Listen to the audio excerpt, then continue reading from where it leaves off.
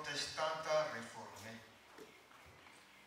Isika zany eto dia hianatra izany amahatantara azy voalohany indrindra fa tsy tongatonga ho azy moa no mahafiangonana katolika, no mahafiangonana protestanta, no mahafiangonana FJKM, ny mahafiangonana presbyteriana. Efa misy tantarany zany izay ianarantsika teoriana ary dia jerentsika araka ny zavanitranga ianarantsika amin'ny mahakristianina antsika. Efa ianarantsika teto no hoe nanomboka tamin'ny taonjato voalohany rehefa nitarika ny fiangonana kristianina amin'izay aza ny apôstôly dia fiangonana katolika no fiantso atsika rehetra kristianina tamin'izany. Fiangonana katolika isika. Ary tany amin'ny taona arivo mahery-tany dia ny fiangonana orthodoxa no nisitaka voalohany tamin'izay fiangonana kristianina katolika izay. Tsy tohizatsika ny fisitahana tsikelikely tateo aoriana fa ny mainka atsika dia nipoira ny fiangonana protestanta, indrindra ny protestanta réformé. Ka tsara marihana fa ny protestantisme dia nanomboka tamin'ny taonjato fahaenina ambin'ny folo no nipoitra voalohany rehefa nivotsy kelikely tao anatin'ireo kristianina tompona andraikitra teo nivony fiangonana katolika ihany.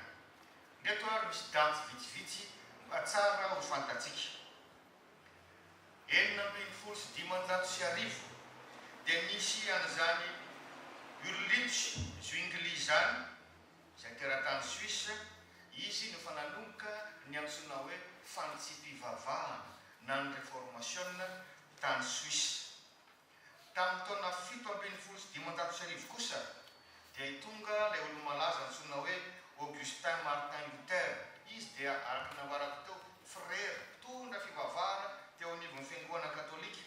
Saingy nanomboka nahatsapa hoe misy foto-kevitra izay iainantsika tena tsy rahatsoratra masina izy zany, indrindra rehefa tena namaky ny epistily izay nisoratana ho an'ny romanina izy.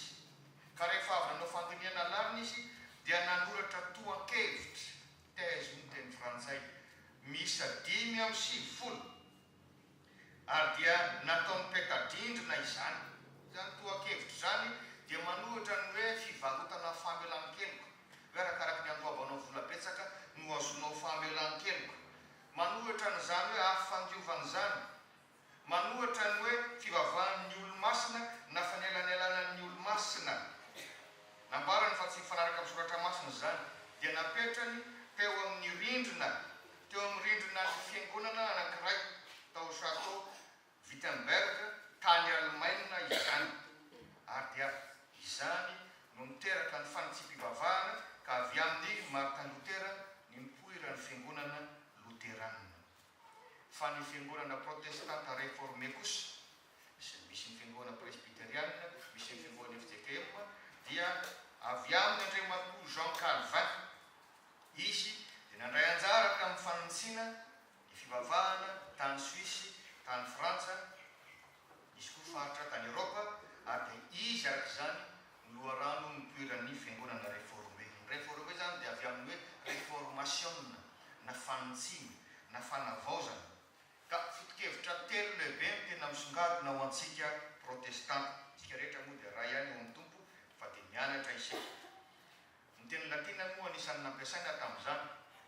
Ary tamin'ny fotoanandro azy rehefa manao fanampam-pivavahana katolika dia mbola tamin'ny teny latina. Ka indreto misy teny anankitelo izay tsara ho tadidy. Voalohany, sola et tota scriptura. Inona ny dikan'izany? Sola ianarana avy amin'izany mahatonga ny hoe seul, tota mahatonga ny hoe tout. Zany hoe ny soratra masina rehetra ihany ary ny soratra masina amin'ny fahafenoana. Ny soratra masina rehetra ihany no fanambaran'Andriamanitra amin'ny tenany. Fa raha misy lovatsofina hafa na mbola misy olona amin'ny teny hafany dia mety fijoroana-bavolombelona fotsiny zany. Fa ny aina ankatoavina dia ny soratra masina rehetra ihany ary amin'ny fahafenoana. Ilay boky 920, fa tsy hoe boky anankiray na anankiroa ao amin'ny soratra masina ihany, fa mifanazava avokoa ny boky rehetra ao amin'ny soratra masina. Ary ny soratra masina rehetra ihany no loharan'ny finoana. Fa tsy hoe misy olona manam-pahitana manokana dia izy no izay ambarany marina.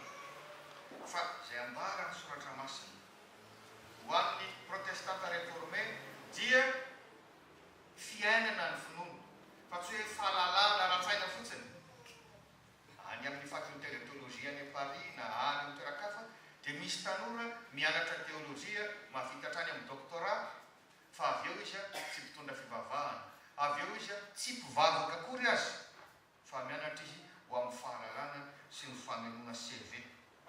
Ho an'ny protestanta ny baiboly dia avy amin'ny tsindrimandrin'Andriamanitra, hitantsika izany ny Timoty voalohany toko 7 fa nampanorata ny olombelona izay miisa 7 eo eo. Izany hoe raha nanoratra ireo olon'ireo dia ny fanahy masina no nanome ny inspiration ny teny frantsay eo ambany fitsilovan'ny fanahy masina.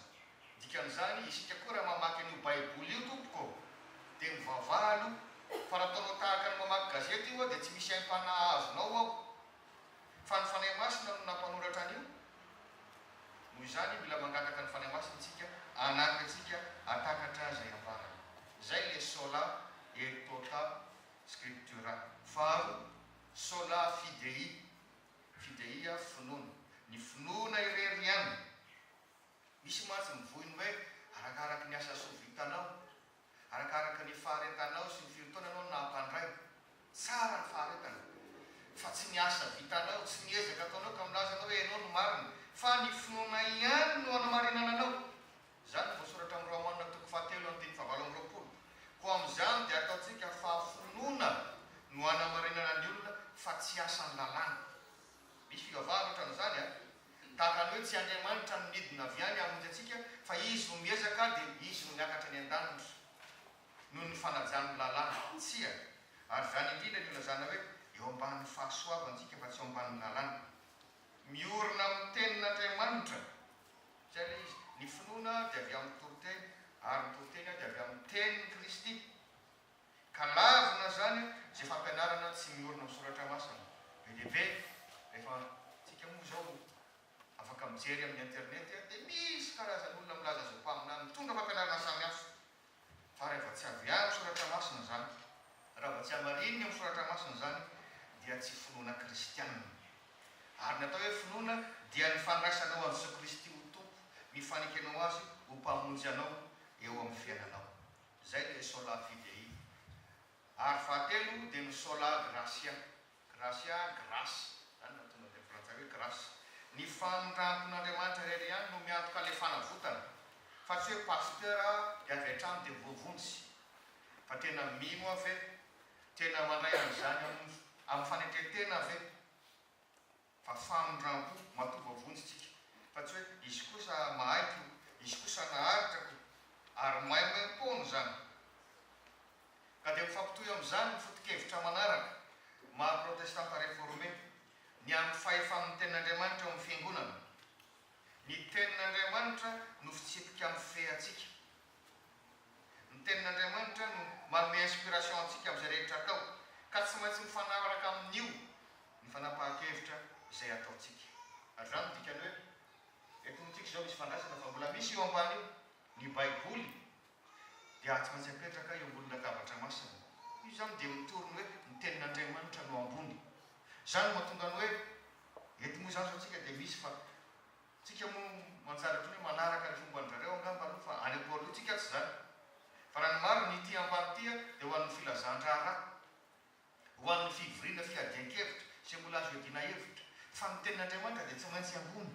Ry amin'le chair, na le pilipitra ambony tsika. Zay no tena protestante izay fa mety lavitra loatra angamba tsy nampiasain-jareo dia manjary misy tranokalo dia sarotra ihany le hiditra ao. Fa dia zay le tena protestante zay ambony ny tenin'Andriamanitra. Ho an'ny protestante dia fiainam-pahasoavana ny fiainantsika.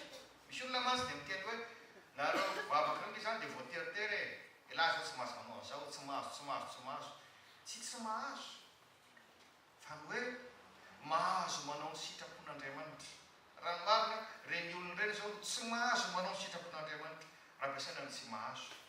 Fa izy milaza ny hoe tsy mahay miteny ratsy tsika rehefa te hiteny ratsy. Izy milaza ny hoe tsy mahay mamono olona tsika rehefa te hamono olona. Na tsy mahay manao mamo tsika rehefa te hanao mamo. Mahay an'izany tsika.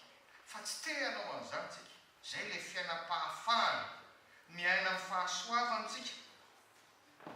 Zany mbola azo amin'ny Romanina toko 1:4-20. Araka ny nambara ho teny am-piantohana hoe ny fototra betsaka tamin'ny epistily an'ny Romanina reto mpanitsy fivavahana reto. Ny ota ka tsy hanan-kery aminareo fa tsy ambany lalàna ianareo fa ambany fahasoavana. La mafisina ihany fa ikomantsy miteraka adihevitra. Dikan'le hoe ambany lalàna dia zao, inona ny voalazany lalàna? Nanaraka an'izay tsaka sakafany ve ianao? Voavonjy ianao. Ohatrany fitsarany aty antany e. Misy code pénal, ka raha vao manao fietsika ianao mifanohatra amin'ny code pénal, mandeha ny fitsarana, rehefa nandika ianao dia nanino? Meloka ianao zay. Meloka ianao zay.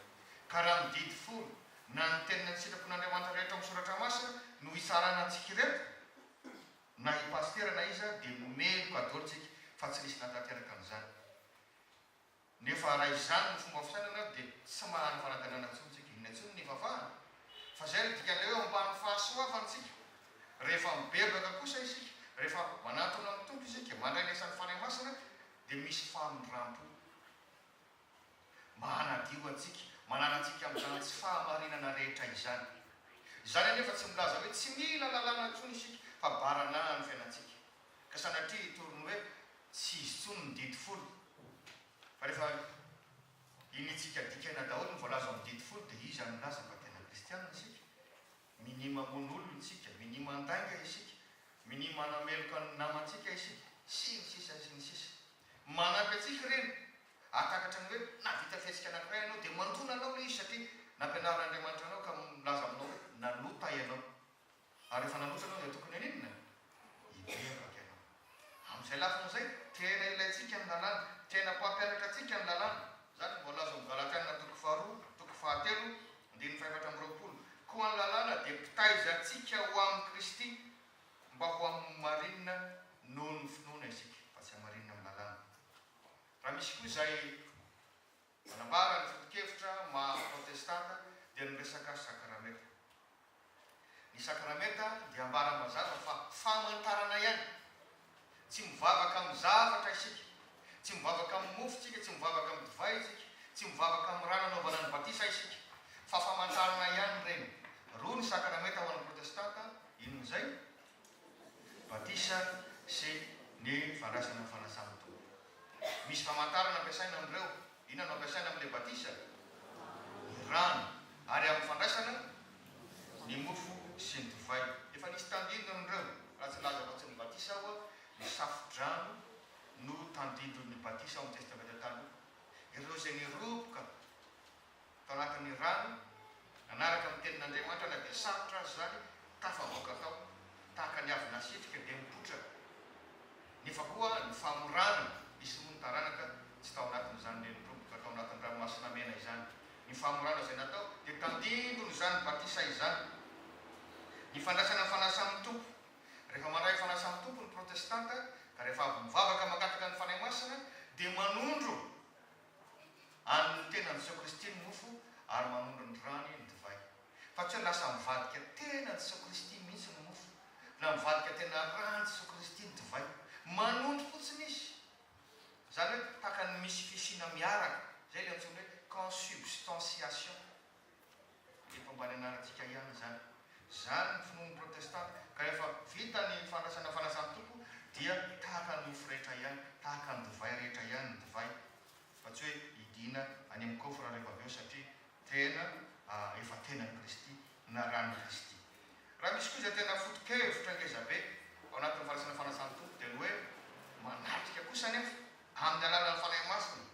Zany fa tonga dia litiodia fandraisana tsy maintsy mivavaka mangataka ny fanahy masina. Miaraka amintsika eo ny tompo fa amin'ny alalan'ny fanahy masina. Ary zava-dehibe zany, raha tsy zany dia manao tao foana isika. Foto-kevitra manaraka, mifanompo araka ny fanomezam-pahasoavana. Ao amin'ny Korinthianina 1:20, ny fiangonana dia hoarina amin'ny teny. Izay moa zany hoe tena iray. Ary izy amin'ny lohany, Jesoa Kristy ny lohany. Dia izao ny rasana amin'ny tenantsika izao, samy hafa daholo fa tsisy hoe tanana daholo, na tongotra daholo, na maso daholo, na sofina daholo. Zany hoe tsika ireo zany dia nomen'Andriamanitra talenta samy hafa. Nomen'Andriamanitra fahazotoana koa aza to samy hafa. Nomen'Andriamanitra manana maizy azy izay tena samy hafa. Fa zao ohatran'ny tanana sy ny tongotra sy ny maso sy ny orona mila mifanompo ireo. Fa tsy hoe vita amin'ny tanana daholo ny zavatra rehetra ilain'ny vatana. Na vita ny maso daholo. Inona no tiana ambara amin'izany? Tsika zany raha tonga mpivavaka tsy hoe olona samy tia teny ka mitenako ihany, angataka ho ahy ihany aho. Ny fanompona za tsy mila ny hafa zany fa vitako rery io, fa tena iray miaraka manompo daholo ny vahoaka an'Andriamanitra. Ary manamafy ny foto-kevitra manaraka zany dia niantsonantsika hoe fanjaka sorona, sacerdoce universel ho ny teny frantsay. Zany hoe lasa tahaka ny sorona daholo isika, ka tsy hoe raha hivavaka amin'Andriamanitra ianao dia anampina ny paster aloha na anampina mpiandro hoe mba hivavao amin'Andriamanitra aho, fa ianao dia tonga dia afaka mivavaka mivantana amin'Andriamanitra. Zany ny fotokonona protestante zany. Ndikany hoe fanjaka-pisorona dia zao, ianao koa tsy hivavaka ho amin'ny tenanao fotsiny fa tena manadidy hivavaka ho amin'ny hafa, hitaona ny hafa. Zany voasoratra ao amin'ny Exodus 2:20, fanjaka-pisorona ho ahy ianareo. Petera voalohany 2:2-7, ianareo dia taranaka voafity fanjaka-pisorona. Ambaraparana antsika ny loharanon'ny famonjena ho an'ny protestanta dia zao Jesosy Kristy reriany. Zany ny hira protestanta 450, Jesosy reriany no mahavonjy, zay mino satao batisa ihany no vonjena, ary maimaim-poana izany. Fa raha misy koa izay maha-protestanta ny protestanta dia ny fitiavana ny fanampahavavahana. Zay aloha no izy. Andriamanitra ne ka miseho ny zavaboary, fa tsy hoe hitanao vatana arak'izay andraisanao azy tahaka ny mahita olona. Ao anatin'ny fanampahavavahana no tena ionantsika amin'Andriamanitra, tena anenesantsika izany tenin'Andriamanitra zany, tena iongonantsika aminy. Araka voasoratra hoe fa naiza na aiza iongonandrona telo amin'ny anarako dia ho afovoany ao. Avy amin'izay hoe iangonana zay no mahatonga ny hoe fiangonana. Anisan'ny foto-kevitra maha-réformé antsika zay mantsy le mampiavaka kely hoe protestanta réformé dia zao vonona foana amin'izany réformation na fantsiam-pivavahana zany. Avaoziny hatrany isika. Ele hoe église réformée, réforme-toi. Ka misy zavatra ny avao hatrany rehefa manao synode. Raha tsy laza fotsiny hoe rehefa isaka manao synode isaky ny fataona ny fiangonana FJKM dia misy fanapahan-kevitra vaovao manatsara hatrany ny teo aloha. Zany tsy milaza hoe dia devoly be ny teo aloha. Tsaroako fa mbola kely aho ny pasteur anay ny robe nanaovany lokony mainty be. Angamba natao nanahaka ny hoe ny mpitsara any amin'ny fitsarana sy ny sisa. Takeo arena dia mivana fotsifotsy zany. Zany tsy milaza hoe le manao mainty devoly fa le manao fotsifotsy ny anjely, fa mahatsiaro hoe rehefa tarehy amin'ny fanahy masina tahaka zany. Misy fotoana izay pasteur tony amin'ny alalan'ny fifidianana, ohatran'ireny fifidianana filohan'ny république ihany ireny, asiana manao propagande eo amin'ny fiangonana. Dia izao ny programme fetseka dia mifidy ny olona. Fa nandray moa le olona tsy le foto-kevitra nambaranao ihany jereny fa jereny keo hoe solalosy ny sorobilana. Arakaraka izany no safidianana. Nasapa ny fiangonana hoe misy lafiratsiny izy zany. Tsy voatery ho ratsy tanteraka zany fa misy lafiratsiny izy zany. Ndao indray ary tendreny. Dia misy fiavaozana ohatr' izany hatrany. Ka tena raha mbola ratsoratra masina dia azo ny fiangonana atao zany. Ary farany nefa tsy nikely indrindra dia ny fitenenana hoe hoan'Andriamanitra irery ihany voninahitra. Zany dia fomba protestante zany. Famarana ny teny isaky ny misy zavatra vita na misy lahateny vita na fampianarana vita. Inona moa ny dikan'izany? Izy amin'ny tena tokony asa Andriamanitra. Na dia ianao ary le hitany olona nitarika teo, Andriamanitra ny tokony, izy no mpaniraka, avy amin'ny fahalalana. Ary izy ny tokony miangonahitra avy rehetra atao Andriamanitra. Midika amin'izany tsarovo na mampianatry ianao na manao fanompona manomana latabatra masina anao, rehefa amin'ny fonao sy amin'ny finoana ary amin'ny fanatra teny zany dia famezam-boninahitra an'Andriamanitra. Ao koa saintsaintsika zany, fa tsy dia hoe style fotsiny. Eny mety malama ngamba mivava milaza amin'izany kandray, fa tokony saintsaintsika hoe tena manao zavatra ao an'Andriamanitra isika. Fa tsy hoe olona anaovako zavatra any. Ka raha mety mahasosotra anao le olona dia za tsy hivavaka intsony, za tsy hanao